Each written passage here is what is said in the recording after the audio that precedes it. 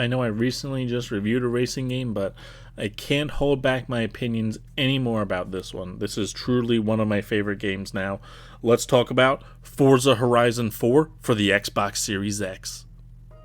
Racing games, racing games, racing games. Never can you have too many of those, right?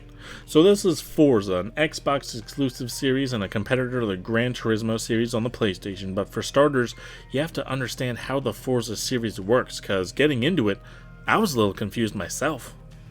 So Forza has two series of games under the Forza titling. There's Forza Motorsport, which is a more serious, more Gran Turismo-esque competitor, whereas Forza Horizon is an open-world racer with smaller activities to do, and I would say it's much more of a Need for Speed type of game than Gran Turismo.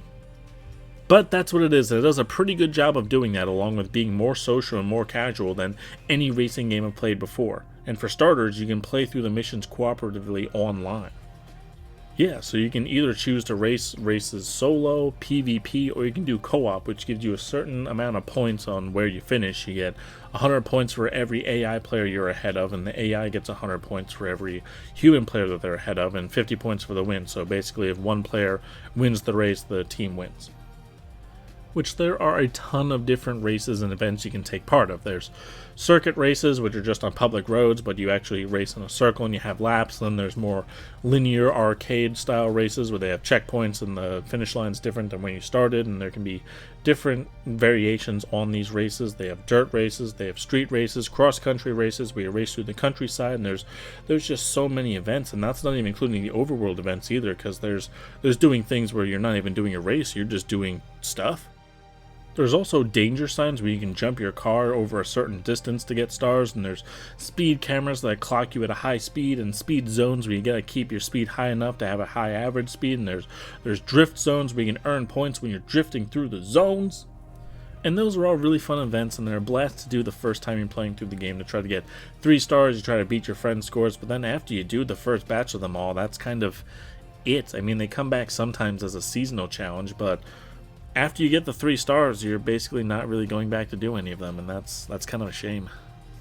But speaking of the seasonal challenges, Forza Horizon 4 has different seasons, which is absolutely my least favorite thing about the game. It definitely makes you drive differently when you're in rainy or snowy conditions, but when it's snowy or rainy, it's like that for everything. So if there's snow on the ground, every single race you do for that entire week is gonna be snow. Another thing I'm not really crazy about is that there's an absolute abundance of fast cars that you gain almost immediately upon starting the game. Like, the races tailor the other cars to match the car that you're racing in, so the races are fine for having fast cars, but the speed traps and the danger zones and all those events, it's basically all about how much speed you can get, and when you get a really fast car right off the bat, it kind of lessens the challenge. You get most of these through wheel spins, which are gained by doing basically anything in the game, and it acts as a slot machine to gain money, cars, car horns, apparel, and other stuff, which you can do small things like do a nice drift and you get a wheel spin, and you can unlock a Lamborghini, but you could win 100 races and get a wheel spin and get like 5,000 credits, so it's not really the same task reward system that other games have.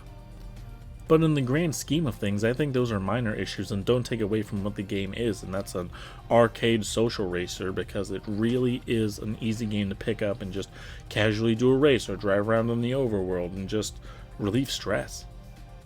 You aren't always on high alert to build the fastest car and win all the races, and that's okay. You can do drift events, you can design cars to a crazy level, you can complete the story missions, you can do the barn finds, you can destroy all the bonus boards. There's just so much to do in this game. There isn't quite one way to go about it, and that's where the game shines. Okay, spicy take incoming. I have Forza Horizon 4 overtaking F-Zero in my rankings, and I'm sticking to my guns here. Just a monumental amount of content and different ways to play, and in my eyes, it just offers players more than a classic arcade racer, although F-Zero does have time trials, so Forza isn't perfect here. I'm really interested in how the Forza Motorsport series plays, because I really like the control and the feel of Forza Horizon 4, but if there's a version that you can do track-oriented stuff in the Forza Motorsport series, that would be awesome! Hope you thought this video was awesome. Thanks for watching, working on another review soon, see you then.